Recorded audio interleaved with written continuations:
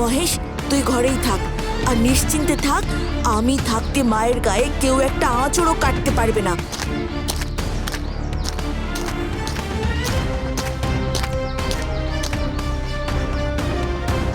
শোন, তোরা দুজন এখানেই দাঁড়া, আমি ভেতরে গিয়ে দেখে আসছি মা ভেতরে কোথায় আছে। না ভোলা, আমি তোকে একা ভিতরে কিছুতেই যেতে দেব না। উফ, আমাকে নিয়ে চিন্তা করিস না তোরা।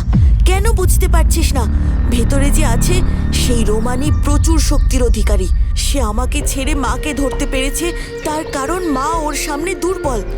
এখন যদি তোদের কেউ ভেতরে নিয়ে যায়, তখন হয়তো ও তোদের ওপরেও নিজের মায়া শক্তির প্রভাব খাটাবার চেষ্টা করবে। তুই আমাকে দুর্বল ভাবিস নাকি ভোলা? আমিও দরকার পড়লে। ভোলা দাদা ঠিকই বলেছে নন্দী দাদা, তোমার শক্তি পেশি শক্তি, মায়া শক্তি তো নয়। ভোলা দাদার কাছে মায়া শক্তি আছে, তাই ভোলা দাদা রোমানির সঙ্গে লড়াই করতে পারলেও আমরা হয়তো পারবো না। তখন দেখা যাবে আমাদের ঘুঁটি সাজিয়ে ও ভোলা দাদাকে নিজের বশে আনার চেষ্টা করবে। রোমানি সুযোগ পেলে এটাই করবে, তাই আমি আগে থেকেই সাবধান হয়ে যেতে চাই। তোরা যদি ভিতরে গিয়ে বিপদে পড়িস, তখন আমি মাকে বাঁচাবো না তোদের? তোরাই বল। বেশ, তবে তুই একাই যা, কিন্তু কাকিকে নিয়ে না ফেরা পর্যন্ত আমি আর বকুল কিন্তু এখানেই অপেক্ষা করব, এই বলে দিলাম। হ্যাঁ, তাই কর। আর বাইরে থেকে কেউ ঢুকতে গেলে তখন নিজেদের ক্ষমতা দেখাস। চললাম আমি।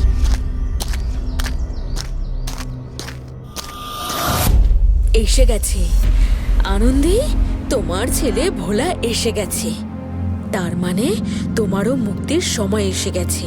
তোমার ছেলে আমার সামনে এলেই তাকে আমি আমার শক্তির দ্বারা বধ করলেই তোমার ছুটি। না, দোহাই তোমার, আমার ছেলেটাকে তুমি কিছু করো না। তোমার যা করার আমার সাথে করো। দূর দূর, তোমার উপর নিজের শক্তি দেখিয়ে কি লাভ? তুমি তো সামান্য টোপ ছিলে। আসল উদ্দেশ্য তো ছিল তোমার ছেলেকে এই গুহায় টেনে আনা। এই গুহায় অন্ধকারের রাজত্ব চলে, আর সেই অন্ধকারের রানী আমি, রোমানি। রোমানি, তুমি আমার মাকে বন্দি করে রেখেছো কেন? তার কারণ তুই। তোকে মারার জন্য তোকে এই গুহায় আনবো বলেই আমি তোর মাকে বশ করে এখানে ডেকে এনেছিলাম। এই দেখ, তোর মায়ের গায়ের কাপড় দিয়ে আমি পুতুলও বানিয়েছি, তারপর তাকে আমি বশ করেছি।